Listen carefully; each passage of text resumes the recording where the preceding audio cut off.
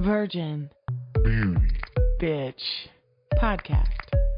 Inspiring women to overcome social stereotypes and share unique life experiences without fear of being defiantly different. Your hosts, Christopher and Heather. Let's talk, shall we? Here we go. Have you ever asked yourself, why am I not where I want to be in life? Or ever thought to yourself, why am I not winning at life? These powerful and personal questions come from our guest. She is entrepreneur, writer, coach, and motivational speaker, Kat Sterling. Welcome, Kat, to Thank Virgin you. Beauty Badge. Thank you. So happy to be here. I'm excited about this one. The title alone makes me excited. Okay, these questions you asked tie directly into your Amazon best-selling book. Yes. Why they are winning and you are not. Yeah. The steps to finding success in life. But I assume this book came out of life experiences that had you asking those challenging questions to yourself. What's that narrative all about? Oh man, we could be here all day talking about that one. So, my husband and I, we've been in business, we've done a lot of things. And so we were always around people that were successful, they were doing well. And we were like, why is that not us? Like, what are we doing wrong that they're doing, or they're getting what they want out of life? And so we had to take a self-assessment of ourselves, right? We had to look at what we weren't doing versus what they were doing. And the average person won't do that. They won't sit down and say, you know what, I'm watching TV instead of working on my business plan, or I'm afraid to go start that business because I don't have enough money, I don't have enough time. They make up all these excuses. And so when we sit down and do a self-inventory and we start asking ourselves that and then change the narrative, I think that's when we can figure out what we want to do and find success in it. Is it your partnership that brought that on, or is that something you think you would have come to eventually, even on your own? I think it was probably my husband. Yeah, because he's always been an entrepreneur, and I've always had the golden handcuffs, which is working corporate 9 to 5. And so I wanted to transition out of that, but I was the average person. I was like, that's too risky. I don't want to do that. I don't have enough time. And so it wasn't until I got terminated in 2022 that I had to figure it out. And that was my opportunity to go figure it out. That's it's a very scary place to be, but the world that we live in where you're let go and you need to reinvent yourself because that's the demands of the moment, and also that we have it within us in order to reinvent ourselves. So Absolutely. For our listeners who may be going through that transition phase, maybe it's because push has come to shove, like your story, or maybe they're like, oh my God, I don't know if I can do this. I'm thinking about it. There's a lot of risk factors. Could you help us with your insights on what that transition of reinventing yourself was like, and maybe some tips on what helped you as you walked through that? Trust the process. That's all I got. Trust the process.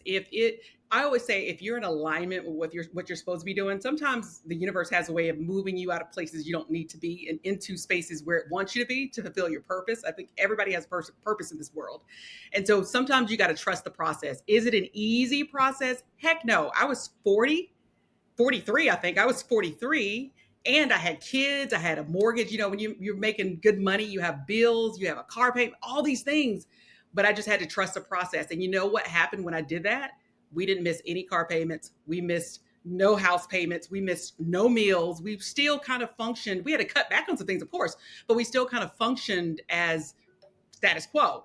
But what I really want to say is feel the fear, jump head first. If it's something that you're passionate about, something that you really want to do, something that you've always wanted to do, that is your opportunity to do it. That's God's way of giving you a way to go ahead and pursue that thing. And so just do it. I don't want to be 50, 60, 70 years old and look back and say, I wish I shoulda, woulda, coulda, because now it's too late because I'm at the end of my rope and I can't do it now. But man, when I was 30, 40, God, I wish I would have did it. So this could be a sign for you to just persevere forward and get into that thing that you've always wanted to do. So you talk to a lot of people, and everyone has their own vision of what success is to them. What did that mean for you? What did success look like for you? Success means I wanted time freedom. I wanted to retire at a certain age. I wanted a certain amount in the bank account. That's success for me. And then I talk about this in my book. Everybody's success looks different, especially whatever stage you are in life. So if you're younger, success may be chasing the paper. It may be, I want, $200 million and I want a nice Rolls Royce and I want a big house on the lake. It could be that. But as I progressed in my age, life had a different meaning and things had a different meaning. Especially, let me tell you, the turning point for me was when I did lose my job. Things had a different meaning for me. What looked like success a couple years prior to that didn't look like success to me when I lost my job. It kind of put things in perspective for me about life and what's most important. So now success looks like to me, I want to have a successful company, absolutely, but it also looks like raising great kids, making a stable life for them, having my husband and I, just retire together. I want to stay married. A lot of people, that's their goal. I want to be married until we both die. And so that's what success looks like to me. Back then it was things. It was a lot of things. And when I had to get rid of those things, I figured out life. Yeah, I mean, I love what you've said, because when you think about how scary these different moments can be, and when you reinvent yourself, you saying trust the process, that it's not going to be an easy process, but aligning to yourself, your authentic self, and your life's purpose, like the path meant for you, Yes. if you continue to walk it, even if it's little steps, Yes. those things will start to be attracted to, like the momentum that you're building and what you are. But if you were to break it down into some of those initial steps, like what kind of helps you get over maybe some mental hurdles, or maybe other barriers that you went through to like kind of stick to it, even if maybe the path ahead isn't like clear, it's not clearly in front of you. Oh man, I have breakdowns every day. Right? Oh yeah, girl, that is real talk.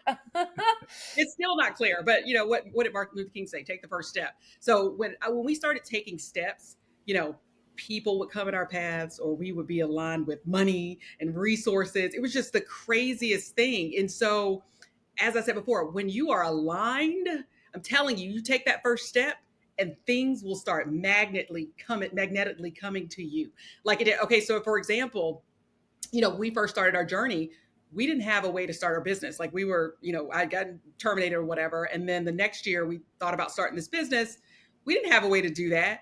But when we put it out there in the atmosphere, all of a sudden these people started coming and introducing us to, manufacturers, growers of the mushrooms, coffee maker. Like they started aligning us with all these different people. Then we found a partner. It was just crazy. And we still have hiccups to this day. Don't get me wrong. It's not like it's just smooth sailing and we don't have hiccups. We still have hiccups to this day. But it's like, if I believe, I trust, I have faith, and I pray, it just kind of aligns itself. And it's the weirdest thing. I don't know what happens, but it's the weirdest thing. So you would say, what I'm hearing from you is that the most important element is purpose. Mm-hmm. Mm-hmm. And Is that faith, correct? faith, faith. Faith is big for me. Faith is huge for me. Explain that for those who do not have faith. Right. Okay. So I am, of course, a Christian. I'm of course a Christian. So I, pray every morning. I meditate every morning, and I make sure that my will, or what I'm supposed to do, is in alignment with what God has for me. So what I mean by that is, do I hear the still small voice in the back of my head that's telling me to go this direction or this direction? If I don't hear that, I don't move. I don't move. I don't partner. I don't make a decision. I don't spend money. I make sure I hear that voice or that confirmation in my heart that lets me know to keep forward. And if I don't hear that, then I am not moving on that, because I've messed up too many things in my life to where I've gotten off course. Right? I mean, we've all done it. You've gotten off course and you wish you would have taken this road, and you took that road and it led you down this road, but you're supposed to be over here. So it takes you like 10, 20 years to come back over here. Right. And I've done that too much in my life. And I'm at a point where I want to stay in alignment with whatever God has for me and what his purpose is for me. I'm glad you mentioned that, because there's a quote by Albert Einstein. He says, "Failure is success in progress." Mm, mm. However, we condemn failure as just you're. Yeah. Yeah. It's not, I don't look at it as failure. Somebody asked me on a podcast the other day, like, what are some mistakes that you made along the way? And I'm like, well, I don't consider anything a mistake. I consider everything a learning lesson. Since I learned, as long as you learn from that mistake or that error in judgment, then it's all a learning lesson in your journey to wherever you're supposed to be. It's a stepping stone. Where I did think you learn right to make that? Where did you learn to make that differentiation? Because a lot of people feel that they fail and then they give up. happened to me a lot. Happened to me a whole lot.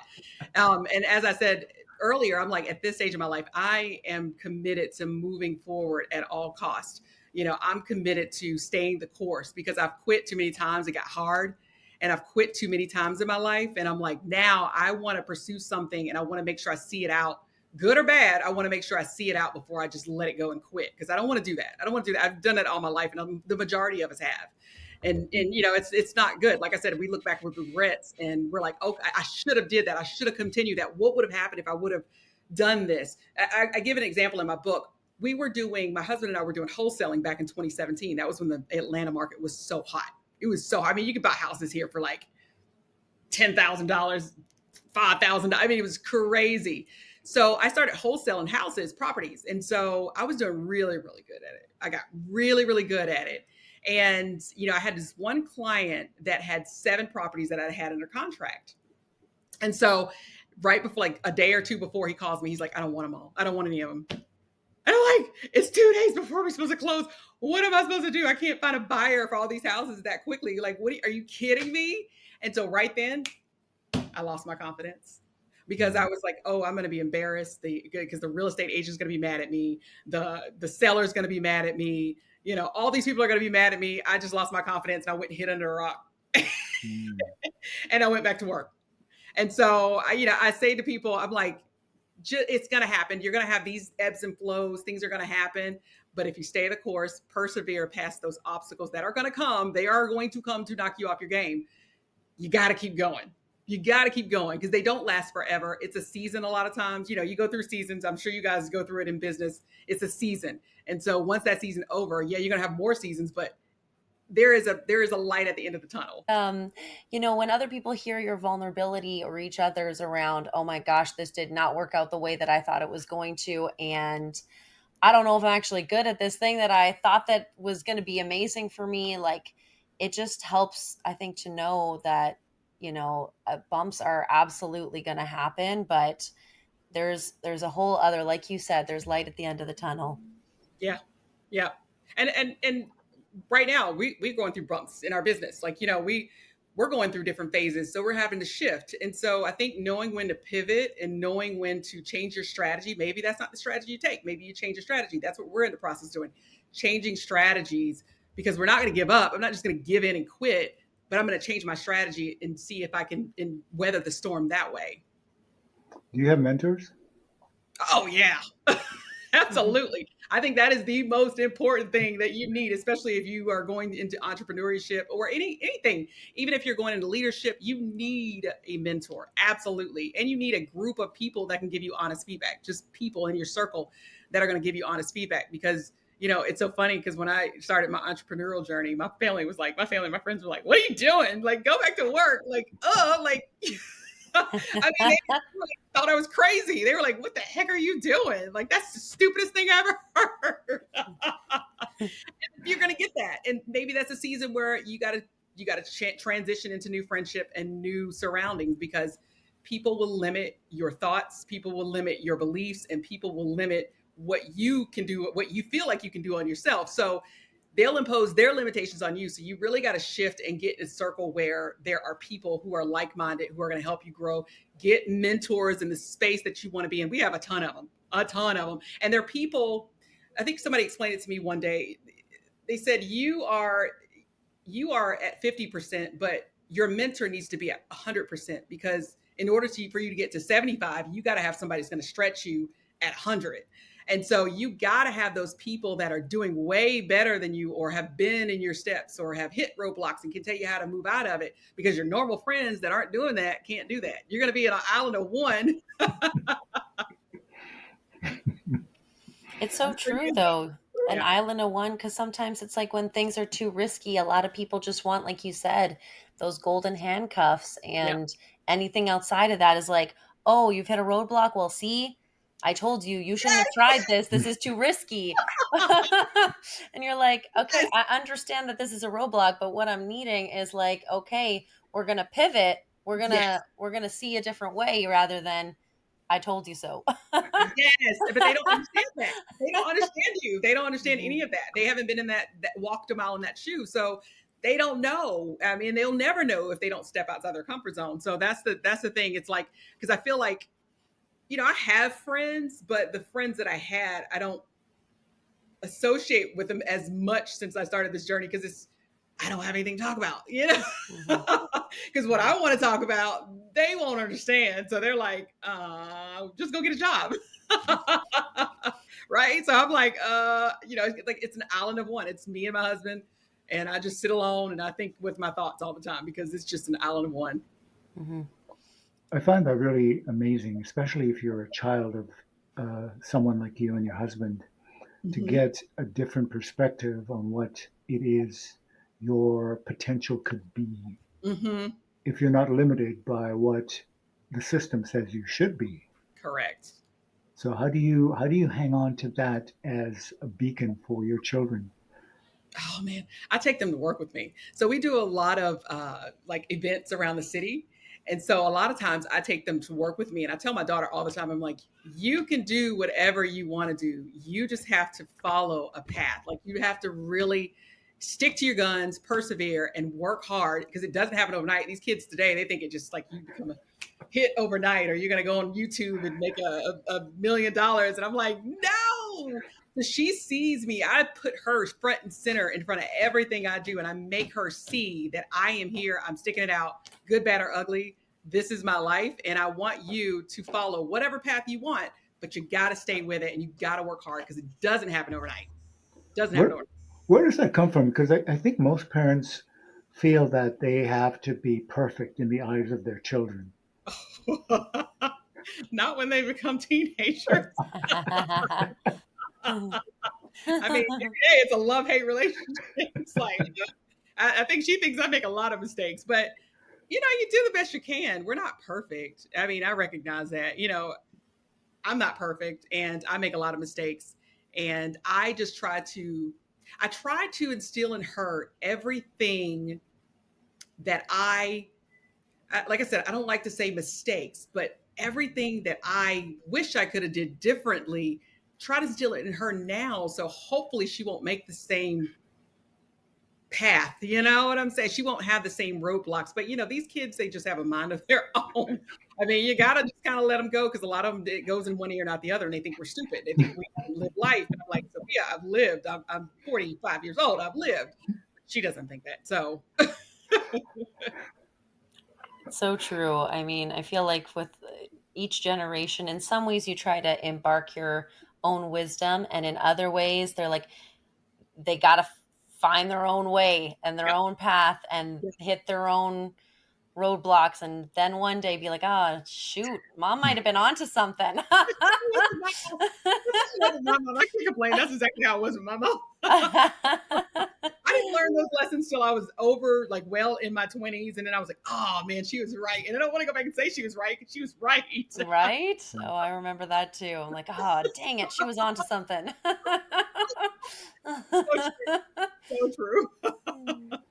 It's sort of a catch-22 because yes, you have these wise individuals in your life.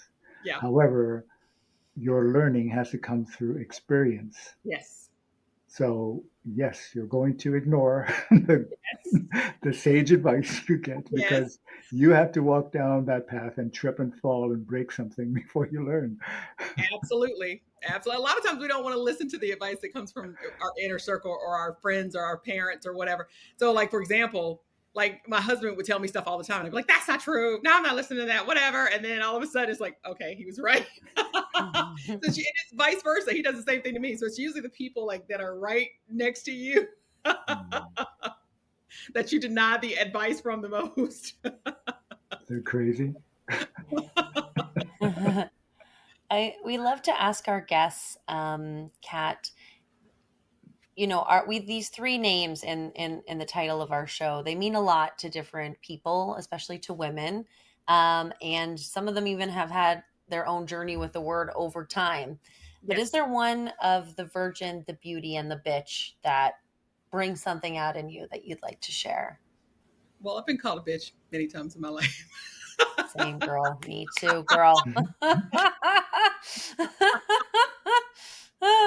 Just think, that's it's horrible because I just think when you are a strong woman who knows what you want and you're outspoken, people get it confused, or you're passionate, people get it confused with you're a bitch, especially when I was in corporate. It was like, no, I just want what you say you're going to do. If you're going to do something and you say you're going to do it, I want you to do it and do it right. That's it. I hold you to a standard. And so people get mad and they call you all kinds of names when you hold people to a standard, hold them accountable. And so it's just unfair. It's just an unfair term that people, but I'll rock it. Mm. I'll rock it. Mm-hmm. It's the only way you're going to get ahead in life. I'll rock it. Yeah, Heather and I are actually working up on putting together a program around that word Wow. and its traditional use and its actual power. So, Got it. That's pretty cool. Very yeah, cool. obviously, you've lived it. You've lived both sides of it. Yes. Yes. Right? I had to evolve though. I've learned that in the derogatory word of bitch, when I was probably being a bitch, I've learned that you can catch more flies with honey, right? So the way that I go about doing things, it's stern, but it's not bitchful. No, it's not the Bitchful. I love that. I love that so much. because I have to be a little bit different now that I own my own business, because if I don't get vendors to cooperate, or if I don't get certain people to cooperate, that can terminally affect my business. And so as an entrepreneur, a small business entrepreneur, I had to kind of pivot, and I had to kind of be a little bit less, not less aggressive, but less bitchy, more professionally. What's the word I'm looking for? I can't even think of it. Professionally, Well, more professional. professionally forceful, I guess. Yeah. In getting my way versus, you know, Okay, versus let me ask you this. Does your husband have to do the same thing? hell no, hell no, hell no, no. He calls his black and white. I'm just being black and white. I mean, I'm just being matter of fact. And I'm like, oh, but when I do it, because I'm sure I've gotten called that offline a couple times too by some of the people we work with. But when I do it, it's like it's a bitch. It's automatically she's a bitch. She's a bitch. Mhm. She's a bitch. It's like, no, I'm just holding you accountable. If you say you're going to deliver something, if you say you're going to do something, if you say you're going to give me something, if it's supposed to be a certain quality, I'm going to hold you accountable. I'm paying for something. I'm paying for a service, especially if I'm paying for a service. I demand that it is a certain caliber, and so, but he doesn't, he won't get the same thing. That's why a lot of times he'll ask to talk to the people versus me, because I'll come off like a bitch. And it's unfortunate, all races get it. Black women get it the most. It's unfortunate. We get it the most. It's like when we're passionate about something, it comes across as bitch. And a lot of times people are like, I can't work her because she's a bitch. I'm like, no, it's not. It's not that I'm being a bitch. I'm just being passionate about something and I want it done this way. I have expectations. So, but it's unfair. I experienced that a lot in corporate. And so it's just unfair. I think Fabulous. that's so important what you've like highlighted there, because like Christopher and I have gone into this word in so many different ways that like for some women they'll avoid being called bitch like the plague, and so that leads women to be placating and nice Oh, and sweet and oh, overly accommodating and catering, and like that's not honoring yourself at all, right? That's yeah, not honoring your standards, what you bring, what you want, like your yes, expectations, like you're saying.